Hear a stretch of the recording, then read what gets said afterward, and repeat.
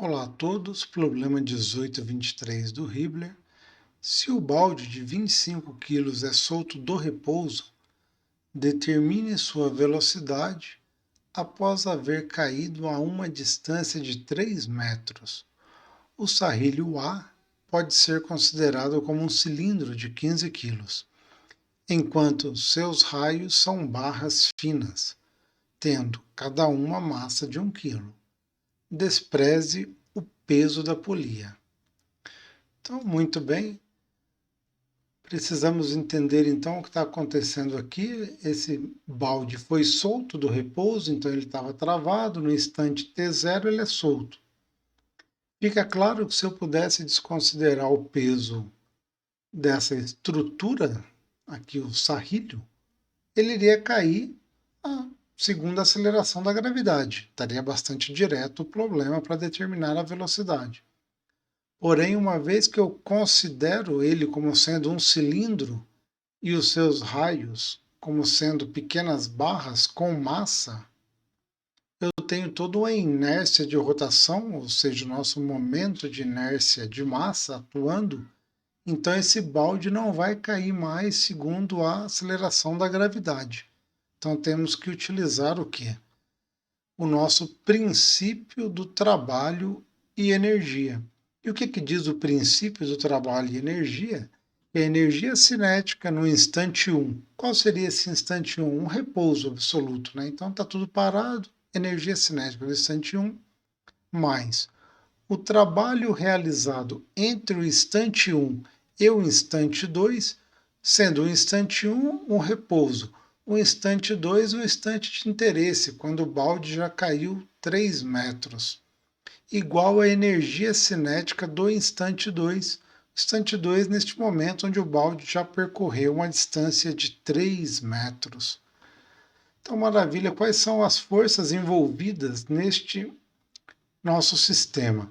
Temos o peso do balde, foi dado 25 kg a massa, vezes a aceleração, eu sei a força que está atuando neste balde. O que mais que temos de forças externas atuando?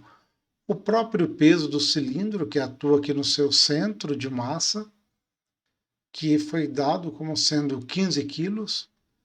Forças externas ainda, o peso das barras, Temos 4 barrinhas grudadas a este cilindro, cada uma com massa de 1 kg. Então, 4 vezes o peso dessas barras ou desses raios.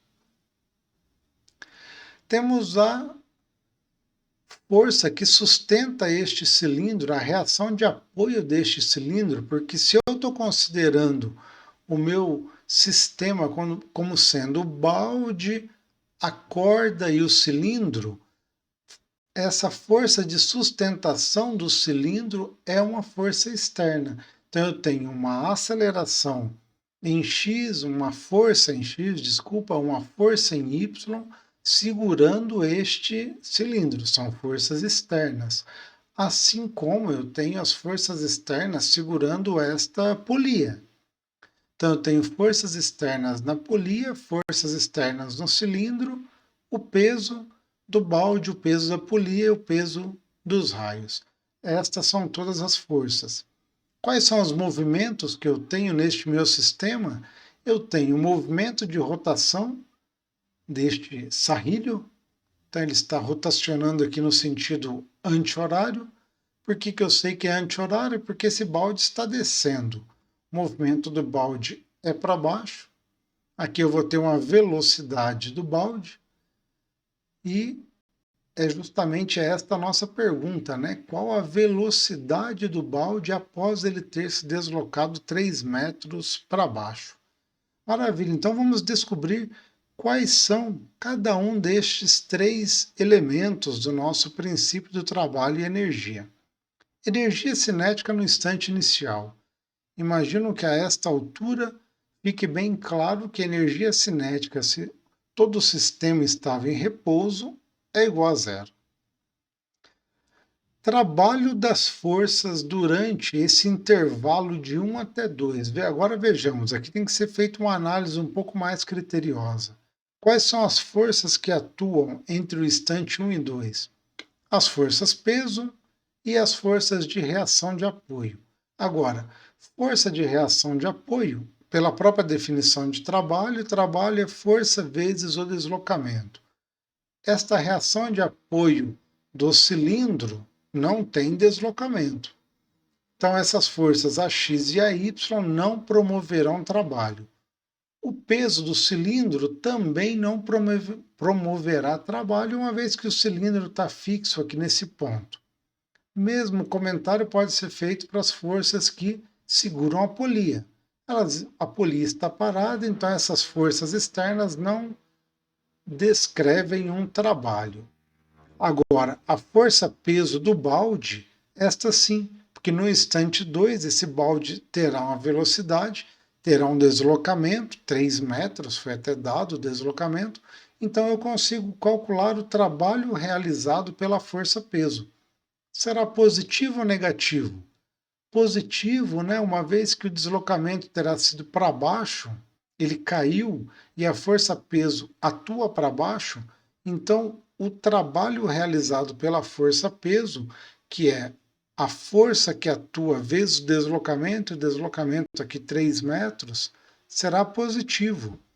Então o peso foi dado à massa vezes a aceleração da gravidade, vezes o deslocamento, 3 metros, eu tenho o trabalho realizado pela única força externa que realiza trabalho, que é a força-peso do balde.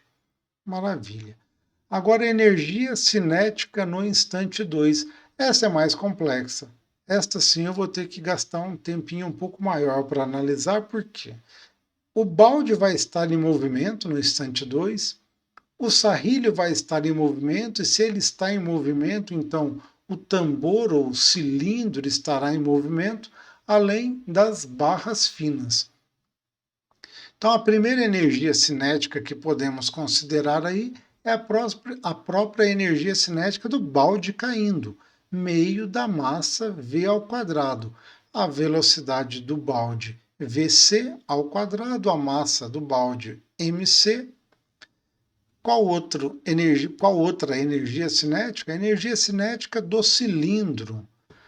Agora, qual que é a energia cinética do cilindro? Ele só tem rotação. Então, é momento de inércia de massa vezes ômega ao quadrado, onde ômega é a velocidade angular ao quadrado. Mas, agora, o que mais que eu tenho? Tem as barrinhas, né? São 4 barrinhas. Então, eu tenho 4 vezes o momento de inércia vezes a velocidade angular, que também é ômega, né? Perceba que a velocidade angular com que este cilindro rotaciona é a mesma velocidade angular com que estas barras rotacionam. Vamos agora trabalhar um pouco mais todas essas componentes. Percebam que aqui eu tenho VC, aqui ômega e aqui ômega. Eu só vou ter uma equação. Então, uma boa estratégia é sempre eu deixar toda esta equação em função de uma única variável. Porque se eu tenho uma única equação, eu consigo resolver apenas uma única incógnita. Então, vamos trabalhar essas incógnitas. Eu consigo relacionar a velocidade angular deste cilindro com a velocidade linear de queda deste balde. E qual que é esta relação? Aquela que eu disse que é a fórmula que provavelmente mais utilizaremos nessa segunda parte do curso, que é a velocidade angular vezes o raio do cilindro. Qual que é o raio do cilindro? Ele deu aqui 0,15 metro, é igual à velocidade de VC, porque essa velocidade é igual à velocidade na corda, e a velocidade na corda é constante, igual à velocidade no balde. Então, essa relação é fundamental para a gente, porque agora eu posso estabelecer que a velocidade angular é igual a VC sobre 0,15, e com isso eu consigo reescrever esta energia cinética do instante 2 não mais em função de VC e WA, mas apenas em função de VC, que é o que está sendo perguntado no trabalho, né? Porque alguém poderia questionar, mas por que você não deixou WA e substituiu VC? É que a própria pergunta do trabalho, né, determine a velocidade. Então, vamos deixar em função de VC. Então, onde tiver ômega A, eu vou colocar VC sobre 0,15. Tomar cuidado que está o quadrado aqui. Maravilha. Como dúvida agora, momento de inércia do cilindro. E aqui pode gerar uma certa confusão, porque ele comentou aqui, né? Pode ser considerado um cilindro, ok?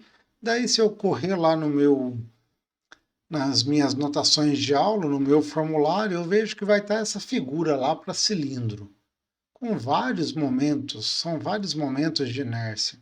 E qual que vai me interessar aqui? Claramente, eu estou tendo uma perspectiva deste cilindro, eu estou tendo uma visão, uma vista superior deste cilindro. Então, a rotação que me importa, que é a rotação em torno do centro do cilindro, é a rotação em torno do eixo Z. Isso é bastante importante. Vejam com calma essa parte. Entendam que aqui o momento de inércia que deve ser considerado é o momento de inércia em torno do eixo Z, porque esse eixo Z representa o centro do cilindro em torno do qual ele está rotacionando. Então, ok, se é esse o momento de inércia que eu devo pegar, eu tenho que o momento de inércia aqui verde, né, um verde escuro aqui, meio da massa, qual massa? Massa do cilindro, vezes R. Qual R? R do cilindro que foi dado, ao quadrado. Eu tenho todos esses valores. Massa do cilindro, 15. Raio do cilindro, 0,15 ao quadrado. Opa, então eu já tenho aqui o momento de inércia do cilindro. Ômega A eu vou substituir por VC dividido por 0,15 ao quadrado e vamos passar para cá. Outra incógnita vai ser o momento de inércia destas barrinhas. E aqui eu tenho que prestar mais atenção ainda, porque veja, se eu olhar lá no meu formulário, eu vou ver que momento de inércia de uma barra em torno do seu centro de gravidade é 1 sobre 12 vezes a massa vezes o comprimento desta barra ao quadrado. Então, ok, eu tenho a massa, eu tenho o comprimento, né? Foi dado aqui que o comprimento é 0,15, a massa de cada uma é 1 kg. Agora, estas barras estão rotacionando não em torno do seu centro de gravidade, mas estão rotacionando em torno do centro do cilindro. Então, eu tenho que utilizar neste problema o teorema dos eixos paralelos, que me diz que o momento de inércia desta barra vai ser o momento de inércia em torno do seu centro, mais a distância do seu centro em torno até o ponto onde elas estão rotacionando. Qual ponto é este? É essa distância aqui, que eu estou chamando aqui de D0. Então, o meu D0 é essa distância que vai do centro de gravidade de cada barrinha, de cada raio, até o ponto em torno do qual essas barrinhas estão rotacionando. D0 ao quadrado. Eu tenho, né? Porque a metade da barrinha é 0,15 dividido por 2 e o raio do cilindro é 0,15, então é 0,15 mais 0,15 sobre 2. E com isso eu tenho como calcular o momento de inércia de cada uma daquelas barrinhas. 1 sobre 12 da massa vezes o comprimento ao quadrado, mais a massa vezes a distância do centro de gravidade em torno do ponto qual elas estão rotacionando. Momento de inércia, então, de cada barrinha individual, 0,0525 kg por metro quadrado. Alguém poderia questionar, mas o peso dessas barrinhas não está realizando um trabalho, assim como o peso do balde? Não, não porque, como elas são simétricas, o peso desta barra que realiza trabalho é imediatamente oposto ao trabalho realizado pelo peso desta barra, assim como dessas duas barras. Então, o trabalho realizado pelo peso dessas barras simétricas é nulo, por isso ele não entra aqui na nossa fórmula no trabalho realizado de 1 até 2. O único peso que realiza trabalho é efetivamente o do balde, porque aqui o peso das barrinhas que realiza trabalho, esse é positivo, esse é negativo, e assim vice-versa, como elas são simétricas, os trabalhos realizados por cada barrinha se anulam no somatório total do nosso sistema. Maravilha, então agora eu já tenho todos os componentes necessários para calcular a energia cinética do instante 2. Eu tenho a massa e a velocidade do balde, eu tenho o momento de inércia e a velocidade angular, agora já escrita em termos da velocidade do ponto C ao quadrado. Eu tenho o momento de inércia de cada barrinha, de cada raio individual, vezes 4, porque são 4, de forma que a energia cinética no instante 2 é igual a 20,907 vezes a velocidade de C ao quadrado. Então ficou bom, né? Porque agora, se eu trouxer aqui a minha expressão do princípio do trabalho e energia, eu tenho todos os termos. Eu tenho energia cinética inicial, que é zero. Eu tenho trabalho total realizado por todas as forças externas, que é 735, igual a energia cinética no instante 2, que eu acabei de determinar aqui, que é 20,917 vezes Vc ao quadrado.